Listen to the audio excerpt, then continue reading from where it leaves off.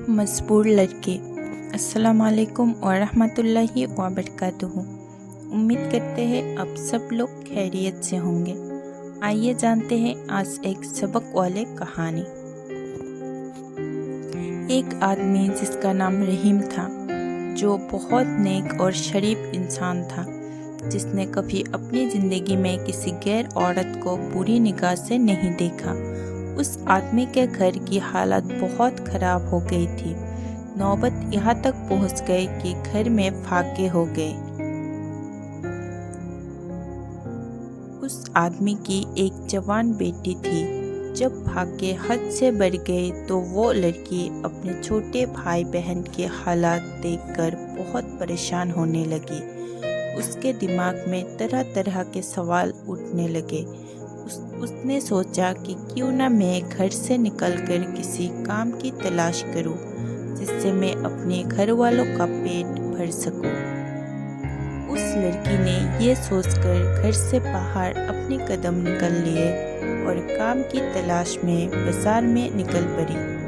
कभी किसी के घर में काम मांगने गई तो कभी किसी की दुकान में, मगर किसी ने उसे काम नहीं दिया। वो थक कर अपने घर वापस लौट आई। कई दिन तक रोज वो ऐसे ही काम की तलाश में घर से बाहर जाती और शाम को थक हार के घर लौट आती। जब कहीं भी उसे कोई काम नहीं मिला तो वो लड़की गलत कदम उठाने पर मजबूर हो गई। दिल में इरादा करके घर से निकली कि आज मैं अपना शरीर बेचूंगी और कुछ खाना खरीदूंगी। वो लड़की घर से बाहर जा पहुंची जिस्म बेचने। लड़की वहां गई और लोगों को अपनी तरफ आकर्षित करना शुरू कर दिया। वो लोगों को अपनी तरफ आकर्षित करने की कोशिश करती रही, लेकिन किसी ने भी उस पर ध्यान नहीं दिया। ध्यान तो दूर, किसी ने उसकी ओर निगाह तक उठाकर नहीं देखा।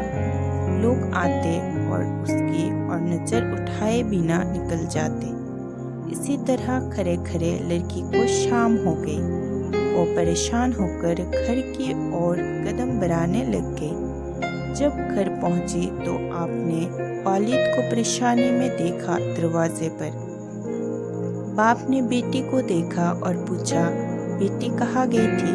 लड़की अपने वालिद की बात सुनकर उनके पैरों में गिरकर रोने लगी और माफ़ी मांगने लगी, और फिर रो रो कर सारा माजरा बयान किया कि अब्बा हुजूर, मुझसे अपनी भूख से पिघलते हुए भाई बहन की हालत देखी नहीं गई और मैं मजबूर होकर जिस्म बेचने गई थी, लेकिन एक भी आदमी ने भी मेरी तरफ नज़र तक उठाकर नहीं देखा। पूरी बात सुनने के बाद बाप ने अपनी बेटी से कहा कि बेटा, तुम्हारे पापा ने आज तक कभी किसी गैर औरत को आँख उठाकर नहीं देखा, तो ये कैसे हो सकता था कि कोई तुम्हें नज़र उठाकर देखता। सबक, इसीलिए अपनी गंदी निगाह किसी औरत पर मत डालो, क्योंकि नज़र कर्मवीस होता है। जैसा बोओगे कल को वैसा ही पाओगे। आज आप अपने आप को खबरदार करेंगे तो कल तुम्हारी औलाद भी महफूज रहेगी। अस्सलामु अलैकुम।